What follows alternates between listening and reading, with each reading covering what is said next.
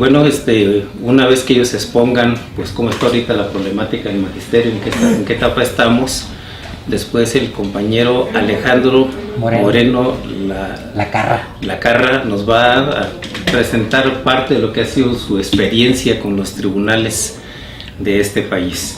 Entonces, primeramente, para podernos acomodar, vamos a dar pauta un poco de música y enseguida comenzamos con los compañeros del magisterio.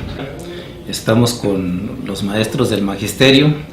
También les recordamos que este programa se va a transmitir a través del proyecto Canal 0 Televisión.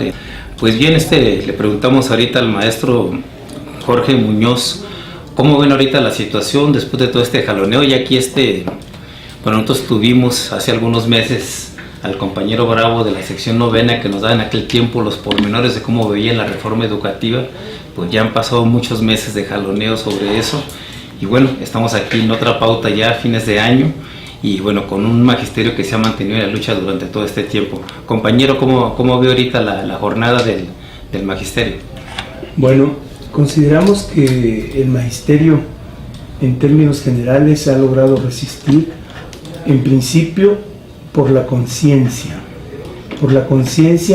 y por todas las afectaciones que finalmente esta reforma educativa, mal llamada así, ha generado en un principio en el magisterio y también en el ámbito social, porque si bien es cierto la reforma educativa tiene el nombre de educativo, tiene una serie de cambios que van a afectar de manera muy específica a los padres de familia.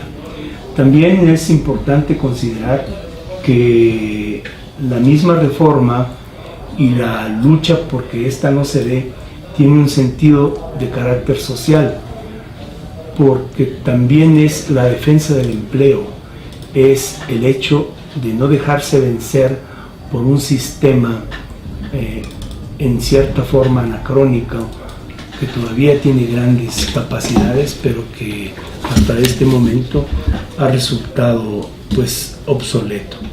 En este momento nosotros vemos la dificultad de la resistencia que tienen específicamente en los grupos de poder, el ejecutivo y el legislativo, al no tratar o al no ceder en algunos de los aspectos que se están pidiendo y que deben de ser trastocados para que la reforma en sí tenga un carácter de educativo.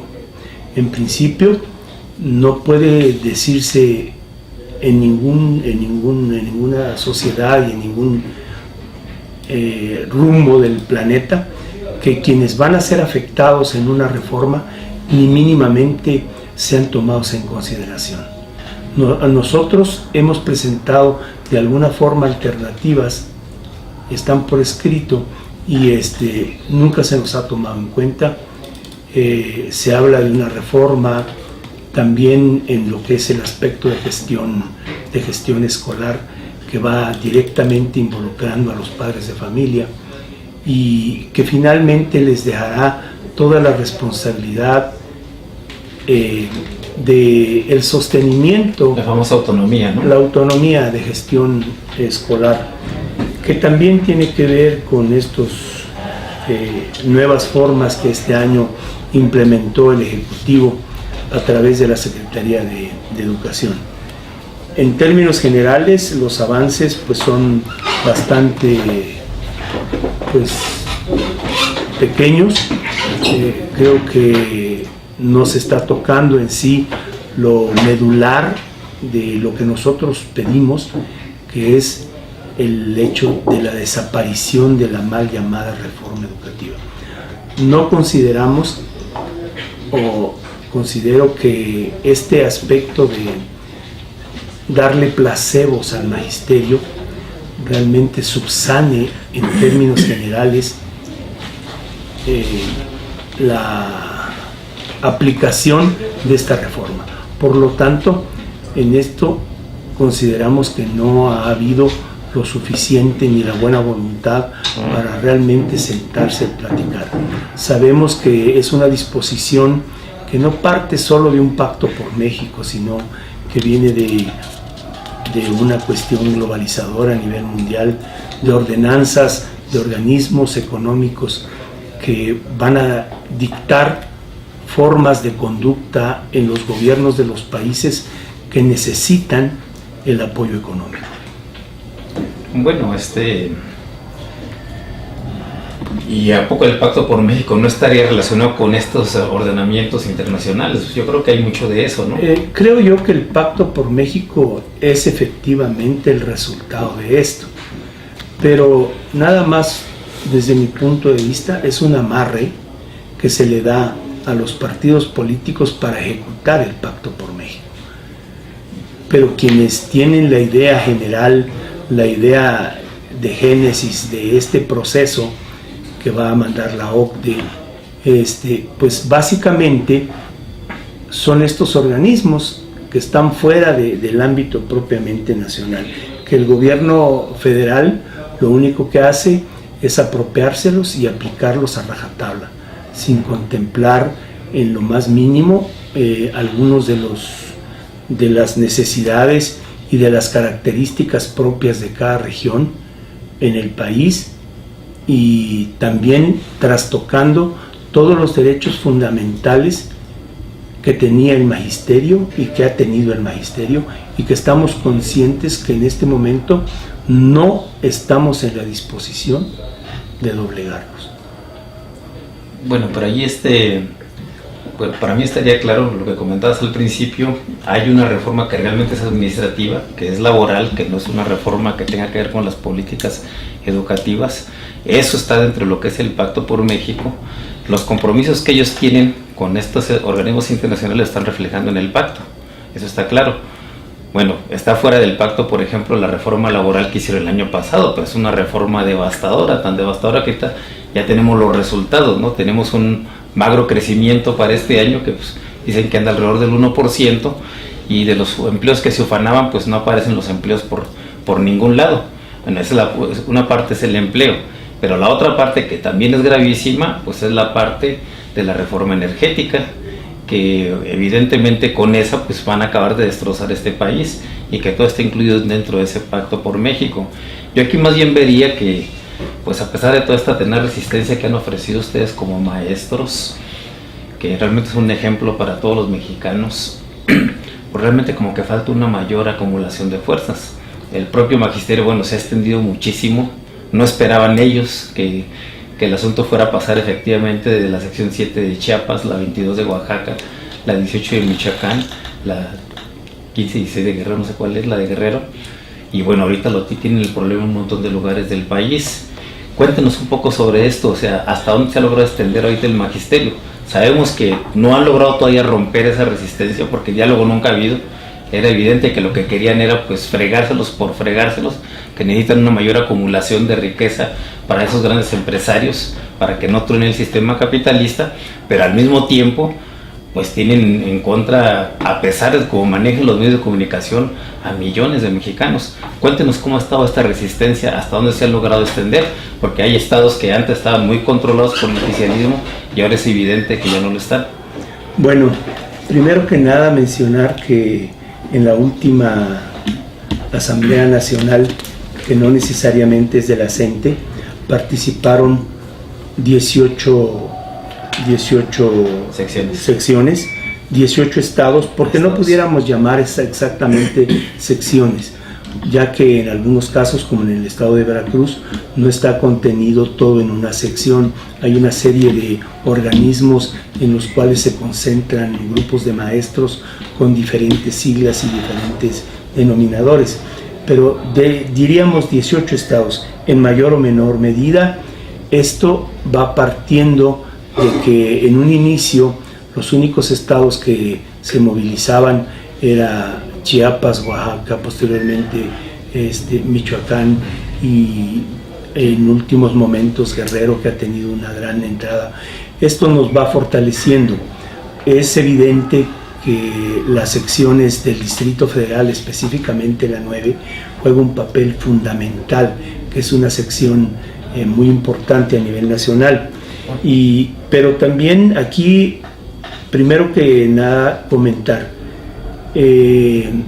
efectivamente el temor, la forma de control que tienen en todo el Distrito Federal y el Valle de México sobre los maestros, y en esta forma en la cual el mismo magisterio tiene que tener 3, 4 trabajos para poder sobrevivir y tener más o menos un nivel de vida, los mete en una mecánica un poco en la cual le dan poca importancia a todo lo que está padeciendo el país y lo que está pasando a su alrededor. Creo que esto ha sido uno de los aspectos que más ha dañado, aún en el Distrito Federal, la falta de apoyo y la falta de información y la falta de interés que hay en muchos de estos sectores. Ahora, lógicamente las televisoras han jugado su papel, han jugado un papel fundamental.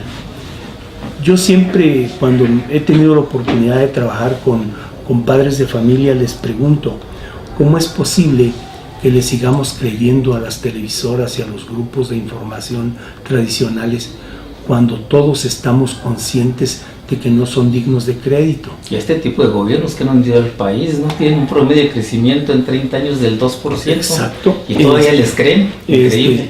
Y les digo, bueno, ¿cómo es posible que le sigan creyendo al gobierno cuando habla mal del magisterio si el gobierno federal lo único que se ha dedicado es a mentir de manera sistemática? Y en muchas ocasiones se les pregunta, ¿ustedes le creen al gobierno? Y otra situación, creo que también la mecánica de los estados es tan diferente por lejanía, por condición social, que es difícil para nosotros los estados que estamos en movimiento trasladarnos y comunicarnos con los demás estados.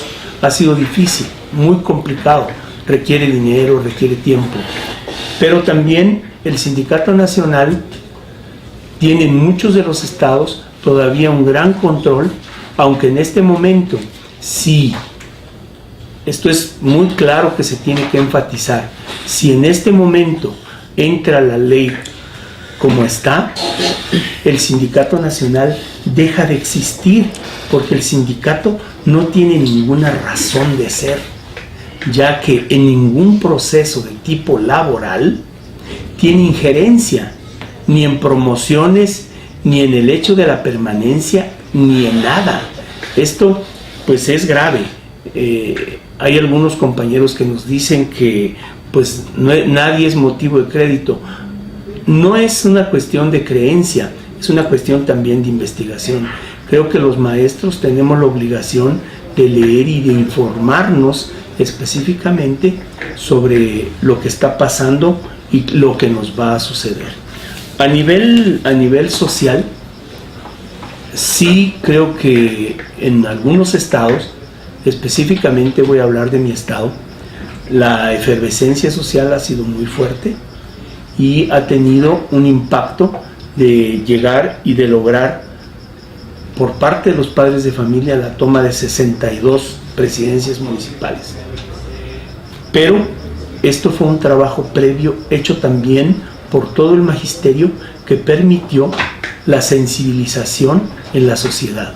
Si cada uno de los maestros nos volviéramos voceros de todas las arbitrariedades que se están llevando, no solo en la reforma educativa, sino en las reformas estructurales, que la reforma energética en un principio, sin lugar a dudas, le baja el 35% de la inversión que tiene el presupuesto a nivel nacional, esto creo que haría voltear y hacer un poquito de reflexión y un alto en el camino de toda la sociedad. Yo creo que aquí está tocando un punto importante, que es el proyecto que trae el gobierno y que ha estado impulsando a través de los medios de comunicación, y que en el cierre de la clausura del foro, los foros públicos que organizó el Senado parlamentario del Senado del PRD, Marcelo Ebrard resaltaba: el asunto es aquí el derrotismo como política pública. Está permeando ese sentimiento de que no podemos hacer nada, de que los propios maestros, por ejemplo, que están más ajenos a la lucha, ¿no? Como bien mencionas de las secciones del Distrito Federal y Estado de México, aparte por el mayor control que tienen a través del sindicato tradicional, está permeando toda esa situación, pero eso es lo que nos quieren hacer sentir, hacer entender que no se puede hacer, ¿cómo se llama?, de otra manera, más que sometiéndonos a los dictámenes de los grandes intereses financieros a nivel mundial. Pero lo que está pasando en México es de mucha gravedad. Efectivamente, empezó con la reforma laboral, que ya vimos que sus resultados han sido totalmente nefastos y que incluso ellos mismos admiten que pues no se han logrado la creación de empleos en ningún momento, pero que además proponen dentro de la reforma energética de tajo, por ejemplo, la eliminación de 400,000 empleos con la pérdida de empleos en las gasolinerías. Desplazamiento de las gasolineras, sí, las tradicionales. Y entonces, o sea, eso no se va a recuperar de ninguna manera. ¿Y hacia dónde vamos a ir? Pero el problema va mucho más allá. El que una reforma como la reforma energética llegue a concretarse, lo que está haciendo es cancelar la posibilidad de independencia real del país. Está cancelando completamente el futuro de millones de mexicanos, de nosotros mismos, de nuestros hijos y de nuestros nietos y de todas las generaciones, porque ya no va a haber alguna forma de realmente, al menos en el terreno económico, de revertir la situación y de realmente ser independientes. Todas estas reformas que están planteando hacia ese camino van, y eso es lo grave y lo que tenemos que salir a decir. El otro día pasábamos por ahí, por cerca del Zócalo, donde están las firmas estas para la consulta que promueve el PRD, pero pues están los compañeros ahí sentados esperando que la gente llegue a firmar. O sea, así no es. Y yo creo que también en parte a los compañeros de la CENTE ha faltado esa parte de ir a informar. En algunas partes, aquí yo creo que no he visto mucho de movimiento en ese sentido, pero que es importante acercarnos a la gente a informar de lo que realmente está sucediendo, y que solamente yo recuerdo que una sola vez le hemos podido ganar, o se le ha podido ganar el movimiento social, le ha podido ganar a la televisión, claro, en otros momentos, en otros niveles y en otro momento, pero fue en el 68 gracias muy en parte a los mítines relámpago que hacían en los mercados públicos, en las plazas públicas, en los camiones, los muchachos principalmente. Bueno, yo creo que como que es una cuestión desigual, ¿no? O sea, hay experiencias del magisterio como la de los compañeros en la sección 7, que es de un trato muy directo con todos los habitantes, un poco lo que está comentando el compañero Jorge Muñoz, y que eso les permite tener el apoyo de los paterfamilias, cosa que no sucede en otros lados, ¿no? Efectivamente aquí, ya después de mucho desgaste, no están tan organizadas las secciones. En el norte hay más complicaciones, pero es una combinación. Pero aún así yo diría que es una enorme desventaja, ¿no? Porque, bueno, estos tipejos pues tienen a la televisión todos los días, todas las horas, ¿sí? Diciendo sus sandeces una y otra vez. Toda esta gente que contratan estúpida, que pues tiene hambre y se pone a decir esos comerciales, que son viles comerciales, ¿no? Claro. Ni siquiera decir qué son. Y ahí están todos los días diciendo estupidez. Efectivamente, para lo que tú dijiste ahorita, nos quieren derrotar. Nada más aquí tenemos dos cosas, ¿no? Tenemos un pasmo social, efectivamente, pero también tenemos una gran efervescencia en todo el país, y los interlocutores directos de efervescencia hasta ahorita, pues sí, efectivamente son los compañeros maestros, ¿no? No, sin omitir, bueno, esta zona de desastre que es ahorita Michoacán, y que está dando pauta que se van a poner las cosas más graves en todo el país, ¿no? Entonces yo creo que este sería el tenor. Efectivamente el compañero mencionaba que tienen por ahí pues demandas propias. Ahorita en el siguiente corte seguimos comentando sobre esto, cuál es la situación concreta que tienen en Chiapas. Por ahí nos comentaban también que tienen algún problema de represión, para que nos lo mencionen, ¿no? Entonces seguimos aquí en el programa, la transmisión también de Canal 0 Televisión. Estamos ahorita platicando con los compañeros del magisterio, la compañera Xochitl Nandayapa y el compañero Jorge Muñoz, que nos iban a comentar ahorita sobre su experiencia de cómo ha sido toda esta lucha, particularmente las vicisitudes que han tenido como parte del movimiento, tanto en el estado como en las partes donde han estado organizándose. Adelante. Bueno, es bien claro que los grupos de poder tratan de que los movimientos de tipo social no avancen.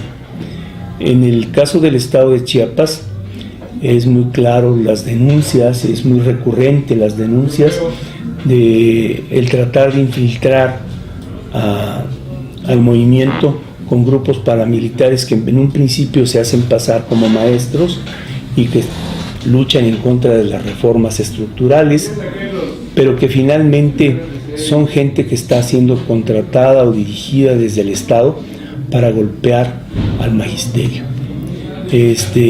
Esta situación se dio de manera muy clara en un caso específico, en la toma de la caseta de cobro Tuxtla San Cristóbal, en la cual un grupo que primero se autodenominaba Jóvenes en Defensa de México y en contra de las reformas estructurales, terminó siendo un grupo de choque que en un momento dado estuvo a punto de agredir al magisterio. Y esto no nos consta solo al magisterio, sino gran parte del pueblo de Chiapas lo vivió.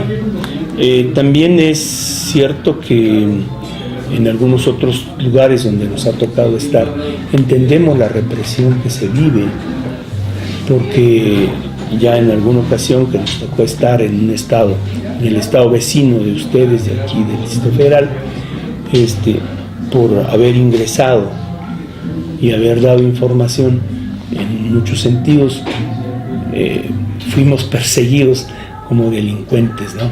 La vez pasada nosotros oíamos en la Merced a unos señores, personas que trabajan ahí, cuando había una marcha, ya van los granaderos a perseguir maestros, pero los delincuentes no los persiguen, ¿verdad? Y esto es cierto, ¿no?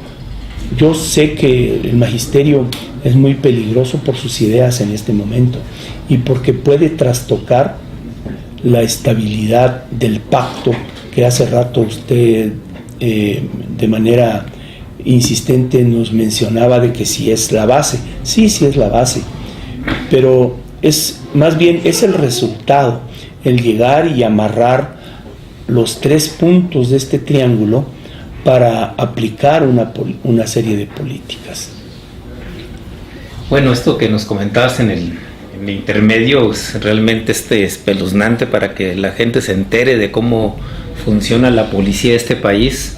Y esto que está diciendo, ¿no? Pues que no les ha pasado nada más a ustedes, ¿no? También el pueblo de Aquila, pues, denuncian a los narcotraficantes y el que se va a la cárcel es el pueblo. O sea, eso ya pareciera que está siendo costumbre diaria en este país. Pero este asunto que comentaron de que fueron una población del Estado de México, ¿a cuál fue? La verdad no conocemos muy bien, pero es aquí en esta salida a Santa Fe. Ajá. Que conocemos. Entramos, no es exactamente en la salida, ahí estuvimos, ingresamos. Y bueno, lo que relataba el maestro, que es terrible, es que llegaron a un auditorio pues a informar a los maestros del Estado de México cómo estaba la lucha del magisterio a nivel nacional, y pues entran los policías y a golpes y sombrerazos los quieren sacar del lugar. Los compañeros protegidos por los demás maestros, bueno, se van a pernoctar una escuela, pues no llegan con un helicóptero y con patrullas a buscarlos hasta la escuela. Pues ¿de qué se trata? Pues ¿en qué chingado país estamos? Es increíble cómo se pueden desarrollar todo este tipo de arbitrariedades por alguien que lo único que está haciendo es pues defender su empleo y defender lo que es básico para este país, que se eduque a todos los mexicanos. Es el tamaño de arbitrariedades que están desarrollando para tratar de contener la lucha magisterial en este país, y que de suyo pues es gravísimo. Comentábamos también al principio que bueno, ustedes tienen ya una resistencia desarrollada en Chiapas y que ahí tienen un tipo de negociación. ¿Cuáles son las cosas que están negociando allí con el gobernador? Nos decían que está tan grave el asunto en Chiapas, pues que no es la educación básica, que muchos de los sectores niveles medio y superior están incorporándose a la lucha, y esto es precisamente lo que los tiene atemorizados. Bueno, en Chiapas la educación básica en un 95% está detenido. Lógicamente siempre hay gente que sirve al Sindicato Nacional y al Estado, y son quienes en un momento dado pudieran considerarse que están laborando, algunos de ellos en el ámbito administrativo. Pero también se han sumado a la protesta Covach, Cebetis, preparatorias del Estado, en todos los sentidos, y esto ha generado que en algunas ocasiones hayan querido también desalojar a los jóvenes de las instituciones, recurriendo en algunos de los casos a la participación y a la ayuda de los padres de familia y del magisterio para defender estos centros escolares. La situación del estado de Chiapas es un poco irregular. A mí me causa espanto cuando se trata de meter una ley a nivel nacional. En principio porque conocemos que esta ley, impulsada por los organismos internacionales, ha estado dando ya resultados negativos, nefastos en Argentina, en Chile. Hace poco estaba Honduras, España, en movilización, cuando un joven, y esto sí lo quiero recalcar y ojalá llegar a los oídos de la sociedad y de los padres de familia y llegar al análisis profundo, un joven tiene que pagar por una carrera de las no llamadas caras entre 8 y 9 mil pesos mensuales, y de las llamadas caras entre 14 y 18 mil pesos, ¿no? Y en el caso de Chiapas, ¿de dónde van a agarrar las comunidades de Chiapas para pagar y sostener estas escuelas que en el futuro, si bien es cierto la educación se dice que no se va a privatizar, pero cuando decimos esto y lo vemos en la ley, pareciera que las autoridades están jugando a un periplo, ¿no? A un sí y a un no, porque por un lado dicen que sí, por otro lado demuestran en la ley que es una realidad, y en este sentido es contradictorio, es sumamente difícil entender. Sabemos que tal vez hay sociedades y grupos en México que pudieran sostener todo esto, ¿no? Pero en el caso de nosotros no es así. Y otra cuestión que nosotros hemos tratado de hacer en Chiapas es de que se nos respeten muchos de los acuerdos y de los avances de tipo laboral que nosotros teníamos. No es una cuestión de capricho. Creo que los que han tenido el capricho son las autoridades no educativas, porque el secretario de Educación nada más es el brazo ejecutor, pero quienes en un momento dado sacan estas leyes absurdas, sin ningún sentido social, sin ninguna capacidad de análisis, yo no sé cómo se le va a aplicar a Chiapas todo el mantenimiento, sostenimiento de las escuelas, cuando en principio nosotros que venimos de la ciudad más culta, hago el énfasis, de Chiapas, trabajamos todavía en galeras, y cómo, donde pagamos agua desde hace 11, 12 años y no tenemos agua, porque da la casualidad de que finalmente la infraestructura en el estado es de risa. Muchas personas que viven aquí en el Distrito Federal no saben, pero aún aquí en el Distrito Federal nosotros tuvimos la experiencia de trabajar, creo, no quiero mentir, pero es una secundaria que se llama secundaria número 2, y en la parte de su auditorio, de su domo de deportivo, hay una secundaria refugiada. Eso está aquí en el Distrito Federal. Entonces, esto es no querer y voltear a ver la realidad nacional. efectivamente el Distrito Federal tiene una serie de ventajas, tiene una serie los chavos tienen una mentalidad, pues sí, más despierta, ¿no? La misma vida los vuelve así, pero es muy cruel. Efectivamente lo que comenta el profesor es una triste realidad, y precisamente, por ejemplo, en el caso de esta secundaria refugiada en la primaria o en las instalaciones de otra escuela, se debe, por ejemplo, nosotros conocemos el caso de una secundaria aquí en la colonia Santa María de la Ribera, donde precisamente se tuvieron que refugiar la secundaria en otra escuela porque las instalaciones originales ya los dueños pidieron las instalaciones de la casa donde estaba fincada la secundaria, porque la SEP dejó de pagar la renta. Entonces se fueron a juicio y todo, perdieron el juicio, y la SEP, por más que hubo movilizaciones de los padres de familia, de los profesores, para que la SEP comprara el inmueble que los dueños originales estaban dispuestos a vender, pues no, simplemente no. Y esa es otra parte de una labor hormiga de ir desapareciendo unidades académicas en el territorio nacional. Bueno, de ir desapareciendo todo, ¿no? Porque ya la consigna es ahorita, no son suficientes las ganancias que tienen los capitalistas, tanto en este país como en todo el mundo, para lograr nuevos periodos de acumulación, y entonces lo único que se les ocurre es sacrificar a los empleados de todo el mundo, a los trabajadores de todo el mundo. En este caso particular, pues estamos hablando de que este país, que en teoría tiene una población económicamente activa como de 60 millones, pues de esos 60 millones, si bien nos va, 15 millones serían los que tendrían un empleo estable más o menos, y entre los 15 millones están los maestros, y que lo que la lógica popular no logra entender con toda esta campaña idiotizante de las televisoras es por qué se defienden, pues porque es su único ingreso. Está clarísimo eso, está clarísimo que los programas públicos se están deteriorando cada vez más, y esta es una cuestión que debería entrar en la cabeza de absolutamente todos los mexicanos. Aquí en este país, pese a todo lo que digan los gobiernos, no hay el suficiente dinero para garantizar una educación gratuita. Por eso salieron con la mafufada esta de que primero movieron el artículo 3º para que se garantizara la educación básica y la de nivel medio, porque simple y sencillamente ya la educación de carácter superior es un negocio pues casi absoluto de las instituciones privadas ahorita en el país, y esto todavía parece que va a ir peor. Pero no vayamos más lejos. De acuerdo a las recomendaciones mundiales, el país debería estar gastando el 8% de su Producto Interno Bruto. ¿Qué significa esto?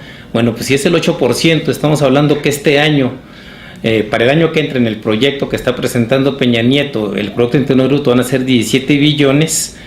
Bueno, estamos hablando de más de 1 billón de pesos. Y bueno, el presupuesto del magisterio, con muchos trabajos, con todo lo que están manejando, con el apoyo a los estados y todo esto, pues apenas pasa el medio billón. O sea, andamos por la mitad de las recomendaciones mundiales, y así todo plantean una reforma administrativa para correr maestros. Pues ¿qué nos espera? Va a estar todavía mucho peor la educación. La autonomía que están mencionando ahorita, pues no significa más que otra cosa, más que los paterfamilias paguen como han estado pagando hasta ahorita, pero ahora con más lana, porque pues cada vez va a haber menos presupuesto, paguen la educación de sus hijos. ¿Sí? Y todavía dicen, y esto lo disfrazan de kermeses, de rifas y de quién sabe qué tantas cosas más, de cuotas obligatorias o no obligatorias, pero lo real es que la educación está siendo cada vez más una obligación de los padres de familia. Y bueno, ¿qué padre de familia puede sostener la educación de su hijo en un país donde hay 15 millones mugrientos de empleos, cuando debería haber por lo menos 60? Pues es muy evidente que este asunto así no va a funcionar. Pero bueno, también nos comentaban que pues esos casos de represión, ¿no? Porque sabemos que incluso han muerto maestros en esta lucha, ¿no? Y por ahí nos denuncian algunos casos de represión que nos iba a comentar la compañera Xochitl Nandayapa, ¿no? Sí, yo sí vengo a hacer una denuncia a la compañera Laura Margaret Castillo Mora. El día de ayer, 11 de noviembre, en San Cristóbal de las Casas, salió entre las 6:30 y 7 de la noche a comprar un cigarro en la Plaza de San Francisco, que se encuentra en las calles de Insurgentes y Pedro Moreno. 4 hombres encapuchados la subieron a un vehículo blanco, llevándola a 8 kilómetros de San Cristóbal. La golpearon durante varias horas y después la tiraron a la orilla de la carretera. Alguien avisó a la Cruz Roja del hecho y a ella la encontraron a las 4 de la mañana. Ahorita se encuentra hospitalizada en el IMSS de Tuxtla Gutiérrez. Ella es niñera en el Jardín de Niños Rosaura Zapata del barrio de Fátima. Y esta información nos la dio a conocer un familiar de ella que se llama Víctor Hugo Flores Sánchez, y que pues la compañera estaba participando en el movimiento y fue la forma de reprimirla. Bueno, es muy importante decirles, miren, en San Cristóbal a veces se utiliza mucho, o en Chiapas se utiliza mucho el hecho de que pues San Cristóbal es una ciudad altamente cosmopolita y también hay una gran protección y apoyo a los grupos indígenas, pero también se utiliza mucho que en estas comunidades o camino a estas comunidades se den estos ilícitos, a veces tratando de inculpar a los compañeros los compañeros indígenas sin que ellos tengan la más mínima culpa, porque el camino hacia donde ellos se van se llama Las Piedrecitas, y quien hace la denuncia estrictamente es el señor Víctor Hugo, es el esposo de la compañera que en este momento se encuentra bastante mal de salud. Bueno, volvemos al asunto de la represión. Bajo una nota de la periodista San Juana Martínez en el sitio de sinembargo.mx, se dio a conocer que militares infiltrados fueron los que estuvieron haciendo las agresiones durante la marcha del 2 de octubre. A través de uno de ellos, a través de su página de Facebook, empezó a subir las fotos para presumir su actividad represiva, y gracias a eso se pudo comprobar de dónde provenía esta represión, nuevamente donde el ejército está actuando en contra del pueblo de México. Bueno, pues ya vemos de qué tamaño es el asunto. O sea, los pueblos necesitamos organizar un gran coro por debajo, tendiéndolo desde abajo, denunciando lo que está en el país, que nos quieren despojar del país, que no hay un proyecto viable ahorita para este país y que lo único que tienen los gobiernos, tanto del PRI como del PAN, es represión para contener los movimientos. Y bueno, la parte nuestra es seguir apoyando a organizaciones tan ejemplares como es la Coordinación Nacional de Trabajadores de la Educación y seguir empujando para que en caso de que sigan avanzando estas reformas se logre todo un repudio nacional. Hay muchos puntos de conflicto en todo el país. Ahorita lo que realmente no ha logrado suceder es que se concentre un punto de aglutinamiento que permita revertir tanta injusticia que está pasando con todos los mexicanos ahorita en este momento. Pero bueno, esa es la parte del ensayo, seguir trabajando por debajo, seguir este trabajo que también se han desarrollado los maestros y que les ha permitido mantener el movimiento, porque si no, con esta campaña de satanización pues no les hubiera durado ni un mes. Esta relación con los patefamilias para que entiendan lo grave de lo que se está jugando en el conflicto educativo, que no es nada más un asunto de meterlos en cintura, es un asunto de rebajar totalmente la educación pública que hay en nuestro país, y que bueno, ahí están comprometidos los maestros para defenderla. Bueno, continuamos en un momento más, seguimos aquí en el programa. Le descalzó la voz: oiga, si yo no traigo la hojita, ¿qué? Ponle los datos de tu hijo y dámela. Pues sale lo mismo.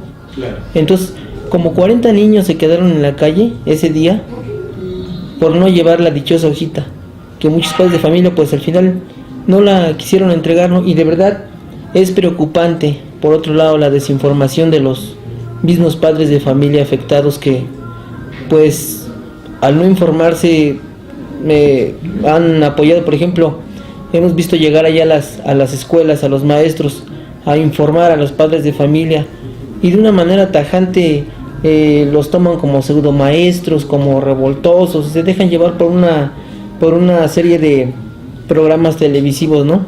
Apenas tuve una junta también con uno de mis hijos que va en la primaria. Yo le comentaba a la supervisora de zona precisamente, le digo, no quería entrar en el tema ella, yo quise que nos explicara muchos a los padres de familia desinformados, ¿no?, que estaban ahí en el salón. Le digo, maestra, ¿trae alguna información acerca de todos estos acontecimientos que nos están comentando en estos días? No, pues ninguno. No, pues pues ahorita ninguno. Maestra, ¿usted me podría hablar acerca de que, por ejemplo, ya no se van a llevar a cabo días, festivales, la Navidad, todo ese tipo de asuntos, ¿no? Como una forma para que ella entrara en el tema. Y de verdad es preocupante cómo se han utilizado, cómo se han prestado algunos maestros también, a lo contrario de informar, desinformar y llevar a cabo pues ese desprestigio contra sus mismos compañeros, ¿no?, a pesar de que también son afectados. Yo le decía, maestra, ¿cómo está eso de que ahora nos pide PET? En esos últimos días nos han pedido PET, nos han pedido cartón, nos han pedido fierro. ¿Cómo está eso de que la kermés, que otros 5 pesos aparte de una cuota voluntaria que se maneja? No, pues es que son para las mejoras y mire que los vidrios y que quién sabe qué. Yo le decía, maestra, pues esto no es nada más de lo que nos habla la reforma educativa, ¿no? Una autonomía de gestión. Pues es un poco para solventar los gastos y de una manera de veras muy astuta esta supervisora de zona se salía del tema, y de verdad es preocupante la situación. Yo como padre de familia pues me preocupa cómo nos han enfrascado y metido en la misma cajita, y lo que más me preocupa es que mismos padres de familia viven en la desinformación a estos días, ¿no? O sea, han pasado reformas, han entrado reformas, se dice y se trae el tema, y los padres de familia pues en las mismas. Eso, repítenos por favor, ¿en qué escuelas has estado tú presenciando y viviendo esto? Ajá, le comentaba en la secundaria técnica 108, en el turno matutino, es donde le digo que en Iztapalapa, en la elección de Iztapalapa, y la primaria Antonio Cedeño, en el turno vespertino. También en Iztapalapa. En Iztapalapa pues igual. Sí, precisamente esto de la autogestión no es otra cosa más que el Estado se va a dejar de pagar toda una serie de servicios a la escuela, y ahora los padres de familia tendrán que solventar esos gastos. Pero pues ese es precisamente el problema de todo esto que viene con la reforma educativa. Sí, o sea, nada más para redondear, es muy evidente, estamos frente a una serie de reformas que imponen los organismos internacionales. Hay una crisis capitalista terrible a nivel mundial y necesitan pues de dónde obtener más recursos, y pues lo único que se les ocurre es extraer esos recursos, quitándole a la gente conquistas que ya había logrado en décadas anteriores, y una de ellas fundamental pues es el empleo. El empleo es cada vez más precario en este país, y lo que estamos viviendo ahorita, así como vimos la sonada contra los trabajadores electricistas en el 2009, pues es una sonada contra todo el magisterio nacional, y aquí estamos hablando de más de 1 millón de plazas, y que obviamente no estamos de acuerdo con todo esto que dicen o que pretenden ellos de culpar a los maestros del problema educativo que tiene el país. Eso es absurdo en un país tan fregado como el nuestro, con tanta miseria. Pues ¿cómo diablos creen que la gente va a poder salir adelante si nada más el entorno familiar que vive de cada uno de los niños que se pretende ir a una escuela es terrible? O sea, solucionar esto requeriría de que todos los mexicanos tuviéramos buenos empleos, tuviésemos buenos ingresos, y entonces sí, pues otra forma de vida que nos permitiese desarrollarnos mejor. Pero esto no va a suceder mientras tengamos el actual tipo de gobiernos. Y bueno, como ya decimos, la lucha del magisterio se inscribe en torno a toda esta lucha que tenemos que dar todos los mexicanos, no nada más los maestros, porque las medidas son contra todos nosotros. ¿Qué fue esta iniciativa fiscal que acaban de anunciar por cierto hace poco? Pues una iniciativa donde otra vez le cobran impuestos a los sectores medios, esos que dicen que tanto se fagan de apoyar al gobierno en sus políticas, pues a ellos son a los que le están cargando el asunto fiscal, ¿sí? Y cuando no es ellos, pues es el petróleo, los recursos que tiene nuestro país, y que lo están malbaratando y lo están regalando. Escuchamos en la mañana allí al imbécil de la Bastida, que fue candidato del PRI a presidente de la República, decir que hay una gran reserva de gas Shell. Sí, nada más no dice el cabrón que en Estados Unidos ya lo prohibieron por todos los graves problemas de contaminación que tiene, y que en los domicilios allá en Pensilvania la gente se estaba pues sí, indignada porque salía el agua y le ponían allí un cerillito y se prendía el agua, de lo que han estado generando con las fugas de Shell y toda esa gran contaminación que ya no pudieron hacerlo en Estados Unidos porque allá ahorita lo tienen prohibido, pues lo quieren hacer aquí. O sea, ellos nada más se fijan en sus negocios. Tienen el descaro de decir, sí, es lo mejor, vamos con el freaking, ¿no? Ajá. ¿De qué estamos hablando? O sea, y lo que pretenden meter aquí es una mortal contaminación a través de la explotación de ese gas, que bueno, la Bastilla está calculando que para 80 años, pues yo creo que si lo empiezan a explotar no les dura ni 10 años, ¿no? Que es lo mismo que se está calculando con las reservas petroleras. Entonces viene todo esto encima de nosotros y bueno, allí cuenta mucho y es Baluarte, la lucha que están desarrollando ahorita los compañeros del magisterio, muy importante. Y yo nada más pediría aquí al compañero que nos dijese unas últimas palabras para que podamos abordar otro tema que tendríamos pendiente en el programa, ¿no?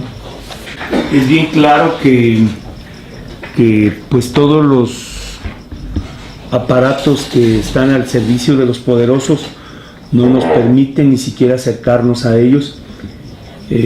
Para mí queda también muy evidente que tratan de vernos y hacernos parecer unos payasos. He visto en internet un documento que presenta Televisa, que cuando le preguntan algo a un maestro responde con una consigna. Nosotros no tenemos necesariamente por qué responder con consignas. Nosotros tenemos bien claro qué es lo que queremos. Queremos la desaparición de la ley absurda llamada educativa. Queremos el respeto a nuestros derechos. Queremos también algo fundamental, el respeto a los padres de familia, a la sociedad, a este pueblo mexicano que finalmente ha cargado con una serie de zánganos llamados priistas durante más de 70 años. Y también algunos otros de otros partidos que también viven del erario y viven como reyes. Esto para mí es muy claro.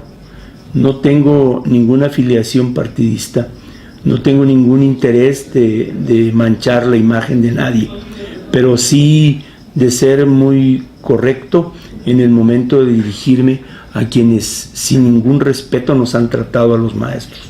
Entiendo a la sociedad que por su desinformación y por su falta de interés diga lo que diga de nosotros, pero muchos de los que en este momento sacaron la ley, les aseguro que ni siquiera conocen la ley, y que también es importante decir que estos espacios libres nos permiten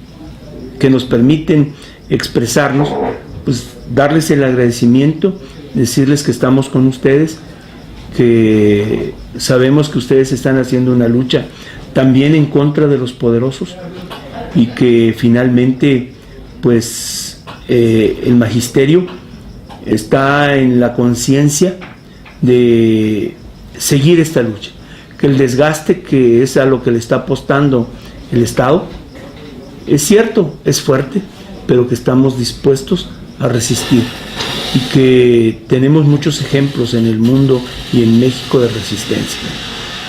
Y creo que por mi parte y por parte del magisterio chiapaneco, pues estamos conscientes de que las negociaciones son difíciles, son desventajosas y que hay un aparato que está atrás, pero que nosotros vamos a seguir adelante. Muchísimas gracias, buenas noches.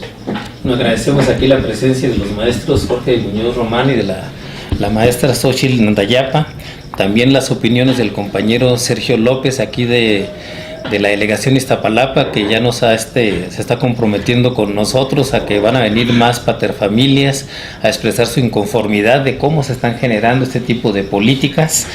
Y bueno, pues así como está en crisis, efectivamente, como decía el profesor, o sea, muchos diputados por lo único que están es alzar la mano, ¿sí? Es para lo que los metieron ahí sus partidos. Hay una crisis tremenda del legislativo que no genera ningún tipo de ley que beneficie a la sociedad en general, puras leyes para beneficiar a los grandes empresarios. Así como tenemos una crisis en ese sentido, pues también tenemos crisis en la parte judicial. O sea, todo el mundo sabe que pues aquí en este país pues ni funciona el Ejecutivo, ni funciona el legislativo, ni funciona el judicial, ni funcionan los partidos. Estamos en una terrible crisis institucional en el país. Y bueno, la verdad, más temprano que tarde saldrá a flote, y pues ellos solitos, atrapados en su entrevero de querer sacar al sistema capitalista de apuros, pues con esta horneada de millones y millones de pobres que están generando todos los días, más temprano que tarde se les va a revertir. En el caso concreto del aparato judicial, pues, bueno, pues todo el mundo sabe que los jueces son unos venales, pero no solo eso, pues también toda la camada de abogados que pululan alrededor de los tribunales, pues son también unas fichitas. Y tenemos el caso concreto del compañero Alejandro Moreno Lacarra, que ya tiene varios años en una lucha muy importante, ejemplar, ciudadana, que si así como reclama él, reclamaran todos los ciudadanos mexicanos, pues no estaríamos como estamos, ¿no? Porque simple y sencillamente eso es lo que se necesita, que nadie se deje y que tenga esa dignidad para estar adelante, para estar reclamando frente a cualquier injusticia y haciendo valer sus derechos como mexicano. Alejandro, pues bueno, por ahí tuvo un problema en el estado de Sonora, donde ahora sí que un despacho de abogados se lo llevó al baile a la hora que interpuso una demanda, y pues aparentemente la podía haber tenido ganada, pero pues a la mera hora se empezaron a complicar las cosas. Pues el abogado, el despacho de abogados, que pues para variar está muy relacionado también con los tribunales, le jugó mal, y desde entonces él ha estado llevando una demanda ante las diferentes instancias judiciales para que se castigue a estas personas. Buenas noches, Alejandro, platícanos de tu problema. Muy buenas noches, Pedro. Omar, le agradezco mucho la oportunidad que me brindan de dirigirme a su auditorio. Sin ser del magisterio, le voy a dar una pequeña secuencia a lo que ahorita comentaban los compañeros maestros, porque es importante definir al final quién viene y resuelve toda la problemática social a raíz de los amparos que ahorita el magisterio está promoviendo contra esta reforma que se está dando propiamente educativa. En este sentido, sabemos bien que en la participación de estas autoridades constitucionales, propiamente la Suprema Corte de Justicia de la Nación, es la que al final habrá de definir si aprueba o no esas reformas a raíz de los amparos que se están promoviendo. Sin embargo, en el caso concreto, en lo particular, es evidente que el Poder Judicial de la Federación, llámese juzgado de distrito, tribunales colegiados o la propia Suprema Corte de Justicia, se ve propiamente manipulada por el propio poder, en este caso que se encuentre en el Ejecutivo Federal, y muchas veces sus resoluciones son evidentes y son claras, que no están apegadas realmente a lo que la Constitución y al derecho propiamente laboral tenemos. En este sentido, en el caso particular, como bien lo decía el compañero Pedro, en el año 2002, me vi en la necesidad de demandar un despacho de abogados quienes me representaban en un litigio laboral ante la Junta Federal de Conciliación y Arbitraje. Durante el litigio propiamente dicho, estos abogados promovieron amparos contra la propia Junta, donde jueces de distritos acreditaron la personalidad de estos abogados y consecuentemente en estrado de lo mismo firmaron notificaciones con ese carácter. El litigio laboral propiamente transcurrió por el término de 4 años, donde desafortunadamente hubo un laudo que se emitió desfavorable a mi persona y por el cual yo tengo el derecho constitucional al amparo. El hecho es que el despacho de abogados que me representaba promovió el amparo contra el laudo ante los tribunales colegiados, solamente que lo hicieron con 60 días de extemporaneidad, provocando que fuera desechado por el tribunal colegiado, dejándome propiamente en un estado de indefensión a no haber recursos legales que yo pudiera hacer uso para impugnar el laudo que la autoridad laboral había emitido. Ante la indolencia del despacho de darme una explicación de por qué un amparo con 60 días de extemporaneidad, me veo en la necesidad de poner una denuncia ante el Ministerio Público del Fuero Común en la ciudad de Hermosillo, Sonora, donde aporté como prueba copia certificada del expediente laboral expedido por la Junta Federal de Conciliación y Arbitraje, donde obran las cartas, poderes, reconocimiento y actuaciones, 2 expedientes de amparo indirecto expedidos por el juzgado primero y segundo distrito respectivamente, así como el amparo directo desechado por un tribunal colegiado, donde previamente también en el auto de desechamiento reconoce la personalidad de los abogados y acude al despacho de abogados propiamente a notificarlo de ese desecho. Pues con estas pruebas certificadas por tribunales colegiados, juzgado de distrito y autoridad laboral, conjuntamente con sus informes de autoridad, después de 9 años y medio de litigio penal, resultaron, por resoluciones emitidas por el Poder Judicial del Estado de Sonora, la Procuraduría y de un tribunal colegiado, que estas personas no eran propiamente mis abogados. Esto implica, evidentemente, una aberración con todos y cada uno de los criterios que la misma Suprema Corte de Justicia de la Nación ha establecido con respecto a la relación que existe entre los abogados y clientes, y permitió que este despacho, ante el agravio que me cometió de dejarme en estado de indefensión, quedara prácticamente absuelto de la responsabilidad que cometieron hacia mi persona.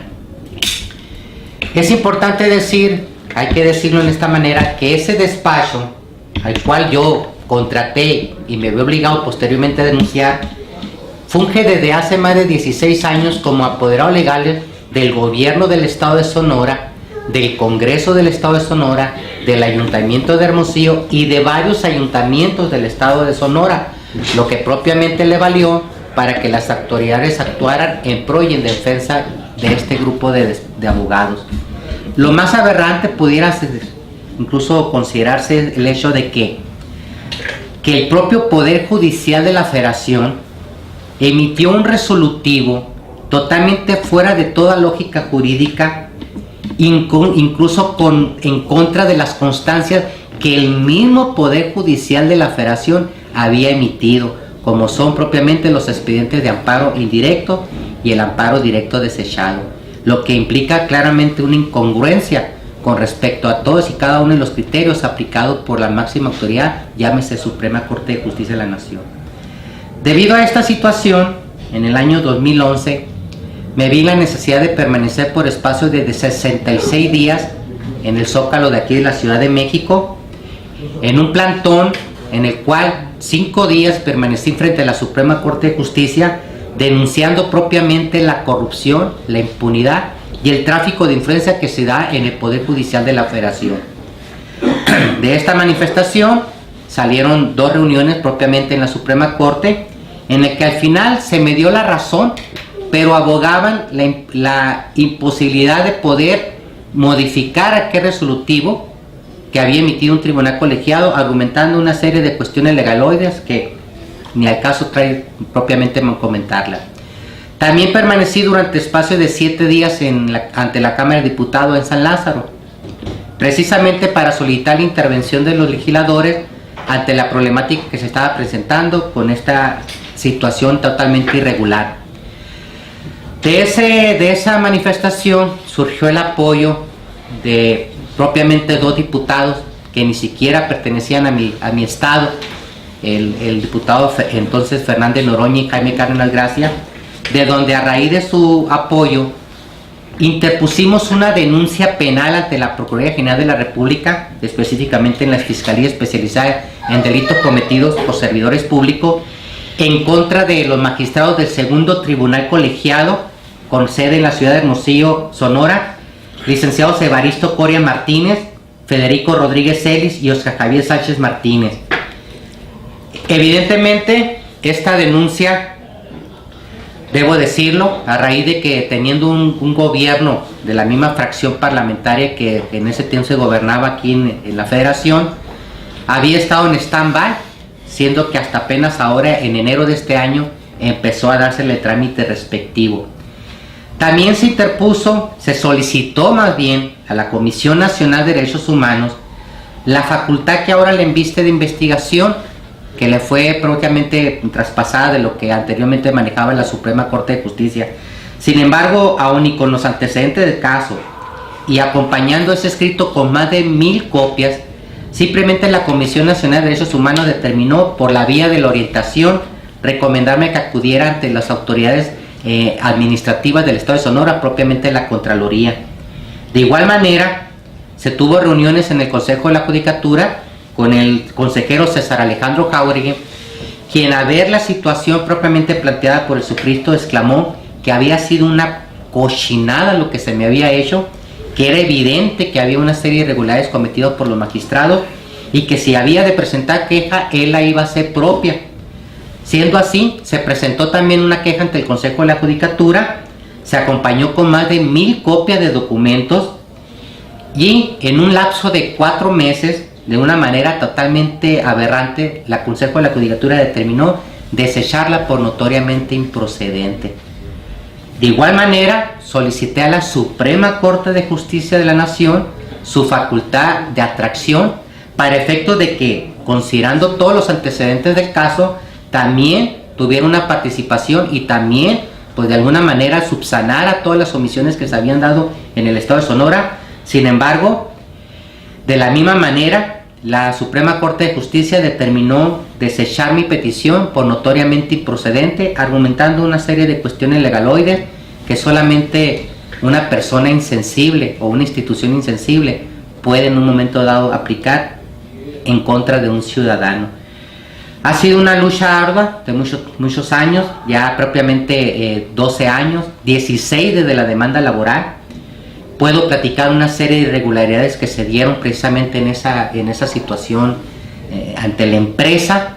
Sin embargo, no sé cómo andamos los tiempos aquí con los compañeros. Omar. A mí me gustaría que comentaras, Alejandro, el origen de por qué tu despido. Yo creo que es muy importante para entender toda la, ¿cómo se llama? La mafia que hay detrás de esto, toda la serie de corruptelas que hay, y creo que es muy importante que nos compartas. Claro que sí, hombre. Mira, debo decirlo con orgullo más que nada, que yo era el vendedor que más vendía propiamente de la empresa Ricolino, que es parte de la agrupación Bimbo. Ricolino es la que distribuye la payeta Payaso, Bubulú y todo eso en dulce propiamente, ¿no? En algunas ocasiones, en aquel entonces, el supervisor Jorge Flores me pidió a mí que si podía llevar a la venta producto, pero que ese producto que vendiera no lo reportara, sino que le hiciera la entrega a ellos. Evidentemente yo, al ser el vendedor, como lo digo, que más vendía, no me presté a tal situación. Yo le decía que si algún otro compañero aceptaba esa propuesta, pues que lo hicieran, pero que yo no tenía esa necesidad.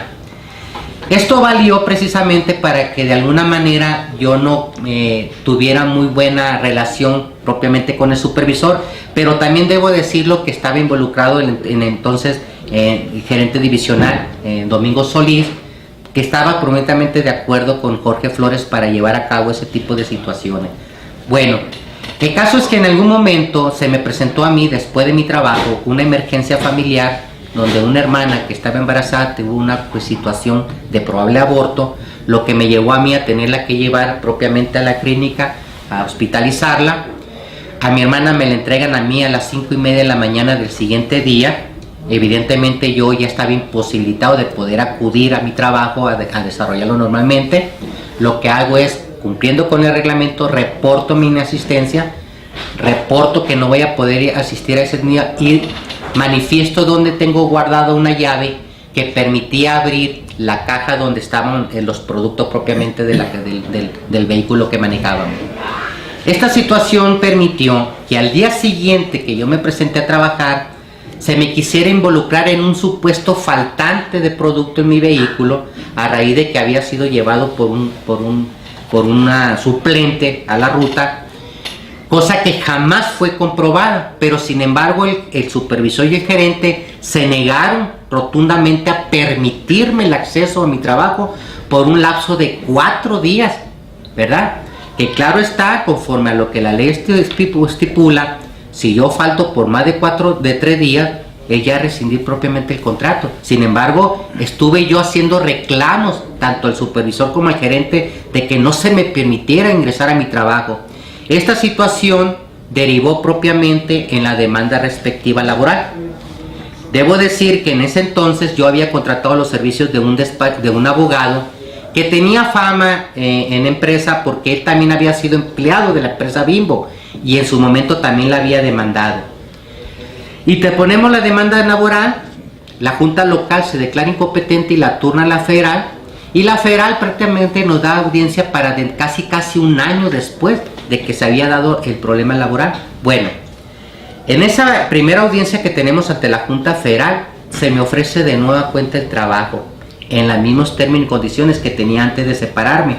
Mi abogado entonces me dice que lo acepte, ¿sí? Yo le pregunto qué va a suceder con este año que estamos esperando propiamente la audiencia. Me dice que va a continuar el juicio para ver si tengo derecho a los salarios caídos. El hecho es que se me reinstala el día 5 de abril de 1999 en la empresa. Se me entrega el vehículo de la empresa Ricolino y más de 8,000 pesos de producto, por el cual firmo los documentos respectivos donde yo recibo ese producto y ese vehículo. Firmo también de la misma manera mi tarjeta para checar el tiempo. Bueno, el hecho es que al siguiente día que me presento en tiempo y forma a trabajar, el vehículo con todo el producto que yo había recibido desaparece de la agencia para tratar de involucrarme a mí en un robo, si en ese momento no firmo la renuncia, ¿sí? Porque según a comentario del propio gerente divisional, yo ya no soy bienvenido en la empresa. Esto provoca evidentemente que después de estar secuestrado dentro de la agencia, yo me escapo y acudo a la jurisdicción del estado de Sonora a poner una denuncia de hecho, quienes me canalizaron posteriormente a un ministerio público. Me dice el ministerio público que evidentemente se me está cometiendo un robo, que por favor se la presente por escrito para darle un trámite mucho más rápido. Acudo yo a buscar a mi abogado en ese entonces para decirle lo que está pasando. Le reclamo el hecho de que nunca hace acto de presencia cuando yo le reporto la situación que se estaba dando en la empresa. Elabora la denuncia, averiguación previa contra el personal de Ricolino, denuncia que es presentada y donde intervienen 2 ministerios públicos de una manera totalmente aberrante. Mi abogado en entonces determina que en razón de los hechos que se estaban suscitando por la reinstalación, interponemos una nueva denuncia laboral para efectos de que ésta se acumule a la primera. Sin embargo, en ese momento, cuando así se hace, empiezo a notar ciertas circunstancias irregulares en la actitud propiamente del abogado, lo que me hace a mí obtener copia certificada del expediente laboral y asesorarme por otra parte. Llegando al despacho del licenciado Jesús Hidalgo Contreras, quien de manera personal junto con uno de sus asociados determinan que apenas están a tiempo de salvar el asunto a raíz de la reinstalación y de la segunda demanda, pero que primero termine mi relación con el primero. Así lo hago. Termino mi relación con el primer abogado, le encargo el asunto a los nuevos, les firmo las cartas poderes y sucede lo que al principio te comentaba. Llevan el litigio por aproximadamente 3 años más, promueven amparos, son acreditados por jueces de distritos y culmina con un laudo desfavorable en mi persona, del cual promueven un amparo con 60 días de extemporaneidad, quedando totalmente indefensión, ¿verdad? Claro. Aquí lo que queda claro es que tú no te prestaste a ser una parte de una cadena de corrupción al interior de la empresa y por lo tanto fuiste castigado con la pérdida del trabajo Propio. y desgraciadamente caíste en otra cadena de corrupción porque este despacho de abogados pues está coludido tanto con el gobierno del estado, con el gobierno del ayuntamiento Congreso. Y otras Congreso. Y del Congreso mismo del propio estado. Esto es solo una muestra de cómo se mueve la justicia en México, de cómo no hay justicia, más bien dicho, en México, y cómo tenemos que luchar no solamente contra las injusticias del sistema, sino contra el sistema mismo para tratar de buscar que se haga lo que la Constitución dice, porque muchas de estas luchas no es más que eso, luchar por lo que la Constitución está estableciendo. Pero lo que revela de manera sorprendente es la terrible corrupción que hay en todos lados, ¿no? Y cómo están coludidos los despachos, los tribunales, y pues efectivamente es un problema pero mayúsculo el que se pueda hacer justicia, ¿no? O sea, estaba escuchando en la mañana temprano el programa de Aristegui con este asunto de presunto culpable la persona esta que hizo este documental y que está amenazada de muerte, ¿no? Así es. Y todo, ¿por qué? Porque no le parecieron las cosas al presidente del Tribunal Superior de Justicia aquí en el Distrito Federal. Entonces son cosas muy complicadas y de que, bueno, sí requieren, bueno, por un lado que haya personas aquí como Alejandro que ha mantenido esta lucha permanente denunciándolos, que es muy importante para que otras gentes se enteren de que sigue y está vigente todo este panorama de corrupción en los tribunales, pero una cuestión fundamental: ¿por qué tenemos que seguir tolerando que los tribunales sean electos por burocracias político-partidarias y se sigan protegiendo unos a otros, cuando lo que debe ejercerse es el poder soberano que está en el artículo 39 constitucional y que muy claramente nos debería mandatar a nosotros para que a través de nuestro voto nosotros dijésemos quién estuviese en el poder ejecutivo, quién estuviese en el poder legislativo y quién estuviese en el poder judicial? Bueno, el legislativo ya sabemos que hay toda una serie de diputaciones plurinominales, pero ¿por qué? ¿Por qué tienen esa sobrerepresentación los partidos? Si los que son electos de manera directa no le cumplen a la gente, pues mucho menos estos otros. E igual en el Poder Judicial, pues ¿por qué los magistrados, por qué los jueces de la Suprema Corte los tiene que elegir quién, si los que lo deben de elegir son los ciudadanos? ¿Por qué los tiene que elegir el Senado o cualquier otra instancia? Claro, o sea, pues sí, el Senado es elegido por la gente, pero igual deben ser los jueces. Si los jueces en cada lugar fuesen electos por la ciudadanía, pues le tendrían que rendir cuentas a esta. Bueno, y obviamente ese asunto no funciona, ¿no? Tampoco rinden cuentas realmente. El problema va mucho más allá, porque, efectivamente tenemos que caminar hacia un esquema donde sean votados tanto los jueces, etcétera. Pero primero tenemos que tener un esquema donde se respete el voto. Y el asunto de aquí es que precisamente gran problema se ha convertido la partidocracia en la que vivimos, porque son ellos mismos los que se eligen a ellos mismos, porque son los diputados y senadores plurinominales los que principalmente presiden la Junta de Coordinación Política de ambas cámaras y los que realmente llevan la batuta. Por eso tenemos una partidocracia. Claro. Uh-huh. Y una parte fundamental es que sean electos democráticamente. Uh-huh. Otra cosa es que no le cumplan a la gente, pero entonces ahí falta otra figura de poder popular que es la revocación de mandato. Claro. Y además falta otra figura, ¿no?, que también es muy importante. O sea, vivimos una farsa terrible donde entre comillas, si gobiernan mal, hay contralorías que los meten a cuentas. Pues ¿cómo los van a meter a cuentas si son nombrados por los propios funcionarios? Es que es lo mismo si que son juez y parte del problema. Entonces las figuras populares que se necesitan ya cuanto antes mandatar, y que el artículo 39 de la Constitución perfila claramente eso, porque hasta la fecha no se ha cumplido, es revocación de mandato, uh-huh, elección directa de los funcionarios y de los representantes populares y contraloría social. O sea, si estas cosas no cambian en el país, pues nada más pues se están así, cubriendo unos a otros en una burocracia terrible que además está hundiendo al país, porque esa burocracia pues está totalmente vinculada con los intereses de las grandes empresas mundiales, y la lógica de ellos es, pues si no podemos sobrevivir nosotros, que se acabe el mundo si es necesario, pero las empresas nuestras tienen que sobrevivir, ¿no? Y entonces vivimos esta terrible tragedia, pues de que no tenemos desde hace décadas en este país justicia, porque simple y sencillamente hay una crisis absolutamente de todo. Tenemos un ejecutivo que ha recorrido durante 3 años para poderse mantener en el poder, y detrás de eso viene cómo se nombran todos los diputados, todas estas cargadas, parvadas de burócratas inútiles en la parte plurinominal, y luego cómo se nombra toda la parte entre comillas de justicia por ellos mismos. Entonces esto tiene que cambiar.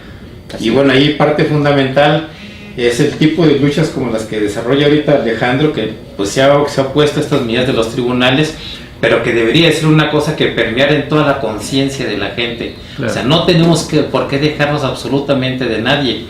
Esto que decían hace rato los maestros, que los andan correteando los policías del Estado de México, ¿por qué? Pues ¿dónde salieron esa punta de imbéciles que solo le sirven al Estado represor? ¿Cómo chingón se les ocurre y de qué están acusando a un maestro cuando lo están correteando?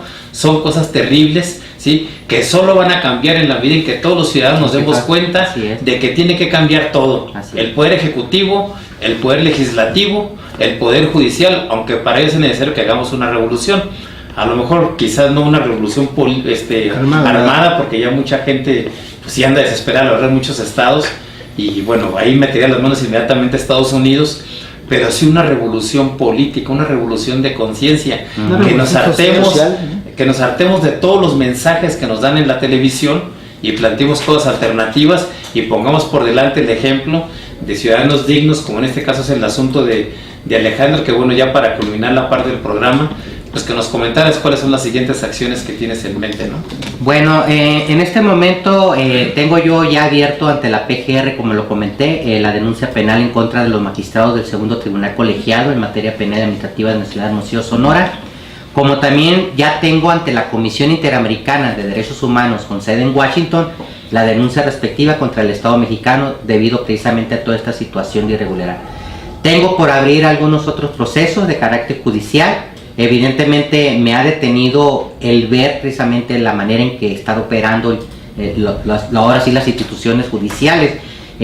Sería tanto de estarme llenando de demanda tras demanda y al final no tener el resultado respectivo. Por eso estoy haciendo ahorita la gestión necesaria aquí ante los legisladores, llámese Senado, llámese Cámara de Diputados, precisamente buscando la conciencia de parte de ellos para que en la medida de sus facultades hagan propuestas, modificaciones a las leyes que actualmente tenemos propiamente en el país y de alguna manera poder lograr y compensar esta situación de injusticia que se está dando no solamente para el Jesucristo, tenemos miles de casos en toda la República de corrupción, impunidad. Un caso muy emblemático en la ciudad de Hermosillo, Sonora, es el de la guardería ABC, que viendo 49 niños mueren propiamente calcinados y todavía 4 años después siguen gritando justicia. Oiga, pues entonces, ¿a dónde podemos parar? Esos sucesos lo puede repetir invariablemente en toda la República Mexicana, ¿verdad? Entonces, ahorita es esto, convocar a los legisladores a que hagan propuestas, hagan cambios, para que pues mediáticamente se pueda dar en parte la justicia, ¿verdad? En muchos aspectos. Bueno, yo solamente para despedir quiero enviar un abrazo a donde quiera que estén, a don Roberto Galván y a su hijo Roberto Galván Job, el hijo desaparecido desde hace varios años en México, y don Roberto que hizo pues su modus vivendi y la lucha por la búsqueda de su hijo y que el día 7 de este mes falleció. Bueno, muy bien, pues este fue el programa Acúfenos del Arrabal. También estuvimos transmitiendo por Canal 0 Televisión. Pues contamos con el apoyo, como siempre, en los comentarios del compañero Omar Sandoval, Juan Carlos Pinoza, que hoy nos acompañó también. Bueno, gracias a Alejandro Moreno, que estuvo aquí exponiendo su caso. Como siempre, en los controles, el compañero Iván Amezcua, un servidor Pedro Martínez. Nos despedimos, nos vemos la próxima semana.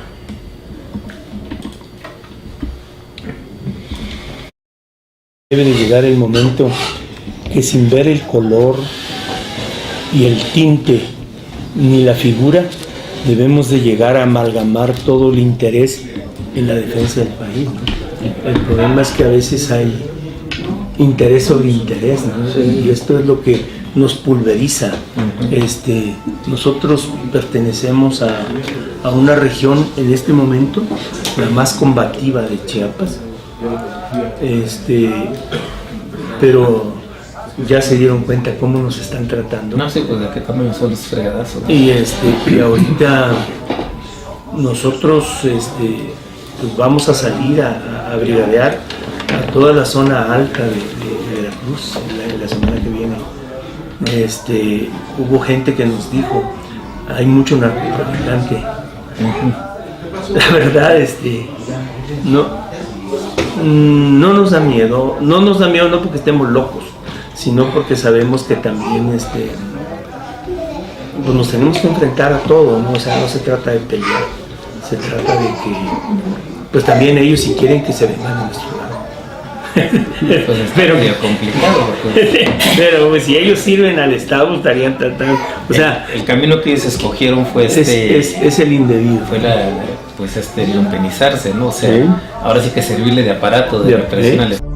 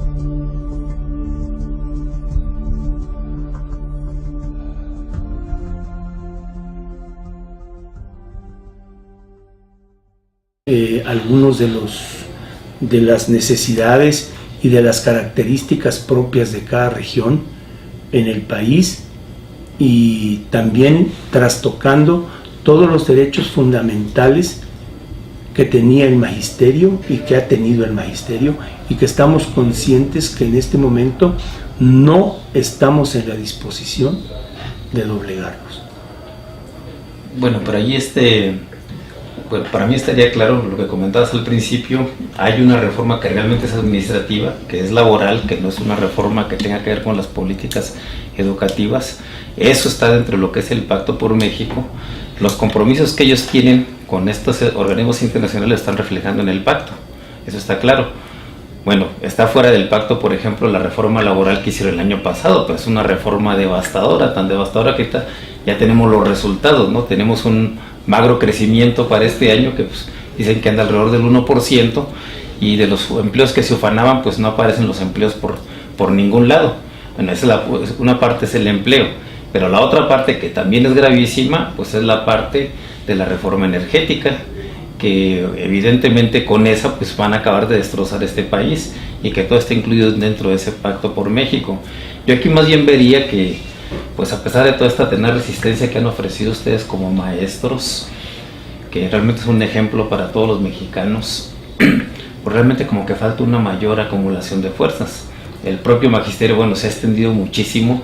No esperaban ellos que el asunto fuera a pasar efectivamente de la sección 7 de Chiapas, la 22 de Oaxaca, la 18 de Michoacán, la 15 y 16 de Guerrero, no sé cuál es, la de Guerrero.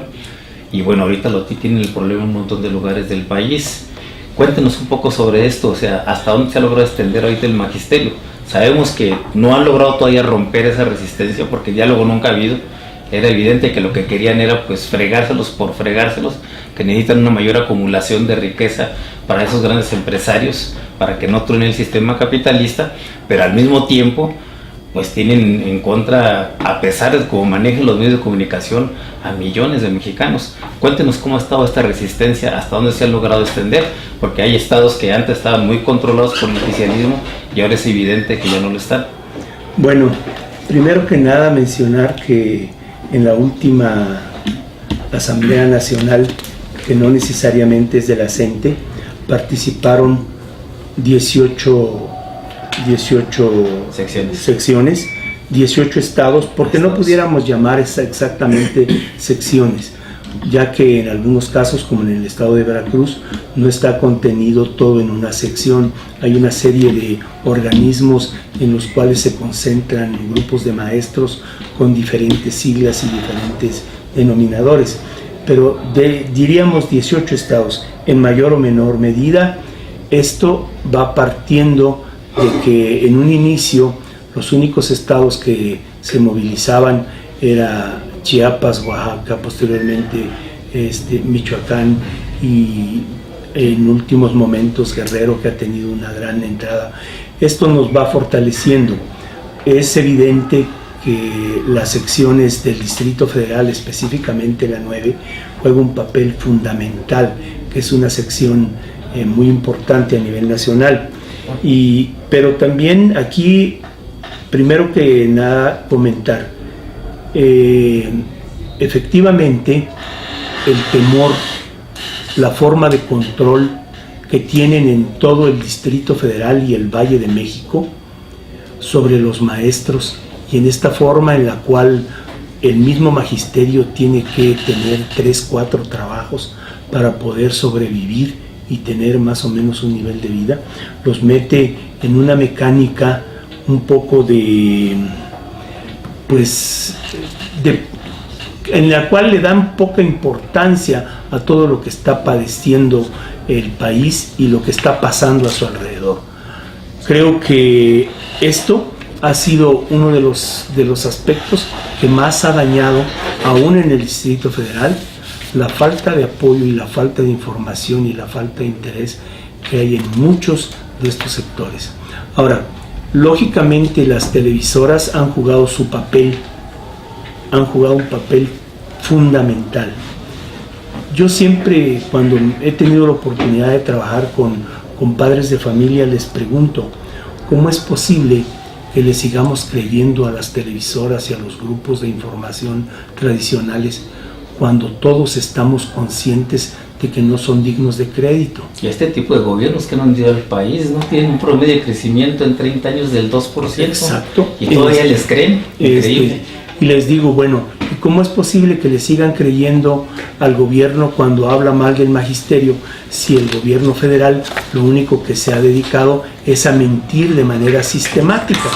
Y en muchas ocasiones se les pregunta, ¿ustedes le creen al gobierno?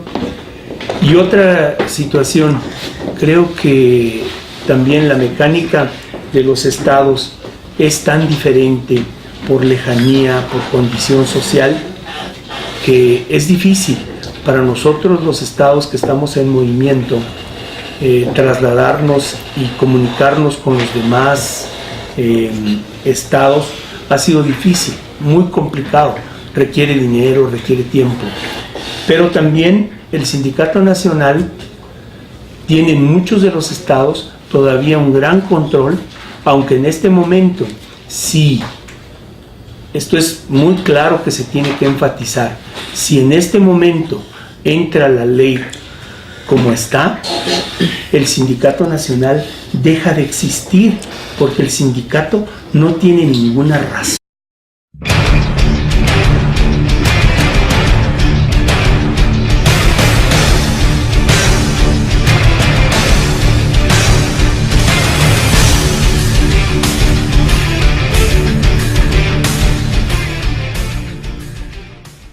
Y bueno, una vez que ellos expongan pues cómo está ahorita la problemática del magisterio, en qué etapa estamos, después el compañero Alejandro Moreno La Carra nos va a presentar parte de lo que ha sido su experiencia con los tribunales de este país.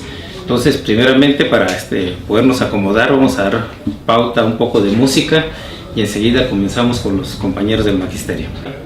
Estamos con los maestros del magisterio. También les recordamos que este programa se va a transmitir a través del proyecto Canal 0 Televisión. Pues bien, le preguntamos ahorita al maestro Jorge Muñoz, ¿cómo ven ahorita la situación después de todo este jaloneo? Y aquí bueno, nosotros tuvimos hace algunos meses al compañero Bravo de la sección 9 que nos da en aquel tiempo los pormenores de cómo veía la reforma educativa. Pues ya han pasado muchos meses de jaloneo sobre eso, y bueno, estamos aquí en otra pauta ya a fines de año, y bueno, con un magisterio que se ha mantenido en la lucha durante todo este tiempo. Compañero, ¿cómo ve ahorita la jornada del magisterio? Bueno, consideramos que el magisterio en términos generales ha logrado resistir, en principio por la conciencia y por todas las afectaciones que finalmente esta reforma educativa, mal llamada así, ha generado en un principio en el magisterio y también en el ámbito social, porque si bien es cierto, la reforma educativa tiene el nombre de educativo, tiene una serie de cambios que van a afectar de manera muy específica a los padres de familia.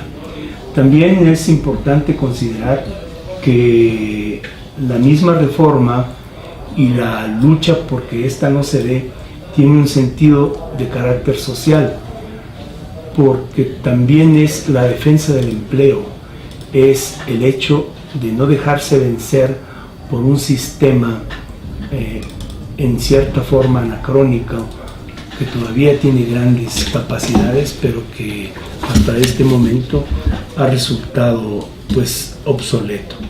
En este momento nosotros vemos la dificultad de la resistencia que tienen específicamente los grupos de poder, el ejecutivo y el legislativo, al no tratar o al no ceder en algunos de los aspectos que se están pidiendo y que deben de ser trastocados para que la reforma en sí tenga un carácter de educativo. En principio, no puede decirse en ninguna sociedad y en ningún rumbo del planeta que quienes van a ser afectados en una reforma ni mínimamente sean tomados en consideración.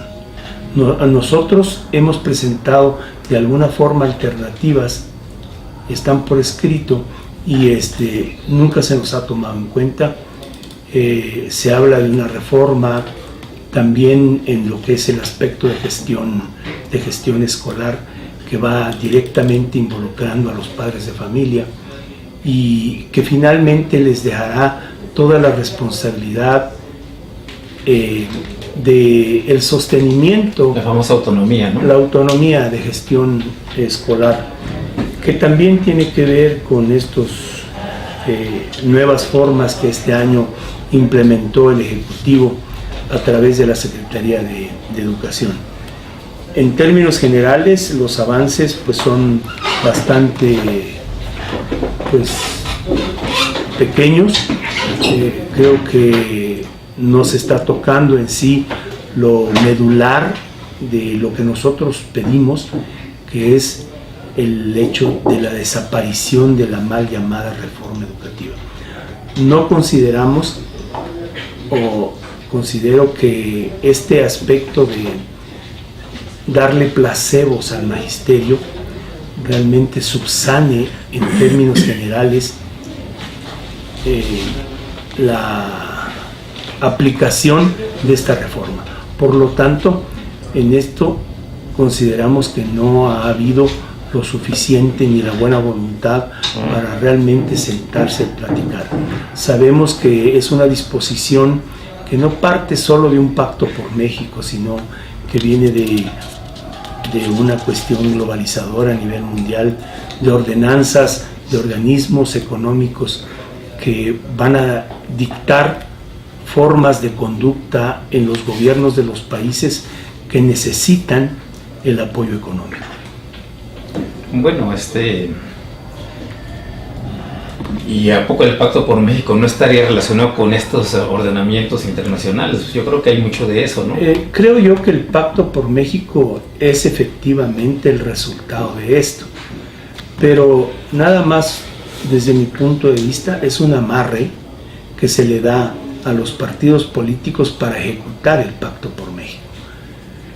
Pero quienes tienen la idea general, la idea de génesis de este proceso que va a mandar la OCDE, pues básicamente son estos organismos que están fuera del ámbito propiamente nacional, que el gobierno federal lo único que hace es apropiárselos y aplicarlos a rajatabla, sin contemplar en lo más mínimo dónde ser, ya que en ningún proceso de tipo laboral tiene injerencia, ni en promociones, ni en el hecho de la permanencia, ni en nada. Esto pues es grave. Hay algunos compañeros que nos dicen que pues nadie es motivo de crédito. No es una cuestión de creencia, es una cuestión también de investigación. Creo que los maestros tenemos la obligación de leer y de informarnos específicamente sobre lo que está pasando y lo que nos va a suceder. A nivel social, Sí creo que en algunos estados, específicamente voy a hablar de mi estado, la efervescencia social ha sido muy fuerte y ha tenido un impacto de llegar y de lograr por parte de los padres de familia la toma de 62 presidencias municipales. Pero esto fue un trabajo previo hecho también por todo el magisterio que permitió la sensibilización en la sociedad. Si cada uno de los maestros nos volviéramos voceros de todas las arbitrariedades que se están llevando, no solo en la reforma educativa, sino en las reformas estructurales, que la reforma energética en un principio, sin lugar a dudas, le baja el 35% de la inversión que tiene el presupuesto a nivel nacional, esto creo que haría voltear y hacer un poquito de reflexión y un alto en el camino de toda la sociedad. Yo creo que aquí está tocando un punto importante, que es el proyecto que trae el gobierno y que ha estado impulsando a través de los medios de comunicación, y que en el cierre de la clausura del foro, los foros públicos que organizó el Senado parlamentario del Senado del PRD, Marcelo Ebrard resaltaba: el asunto es aquí el derrotismo como política pública. Está permeando ese sentimiento de que no podemos hacer nada, de que los propios maestros, por ejemplo, que están más ajenos a la lucha, ¿no? Como bien mencionas de las secciones del Distrito Federal y Estado de México, aparte por el mayor control que tienen a través del sindicato tradicional, está permeando toda esa situación, pero eso es lo que nos quieren hacer sentir, hacer entender que no se puede hacer, de otra manera, más que sometiéndonos a los dictámenes de los grandes intereses financieros a nivel mundial. Pero lo que está pasando en México es de mucha gravedad. Efectivamente, empezó con la reforma laboral, que ya vimos que sus resultados han sido totalmente nefastos y que incluso ellos mismos admiten que pues no se ha logrado la creación de empleos.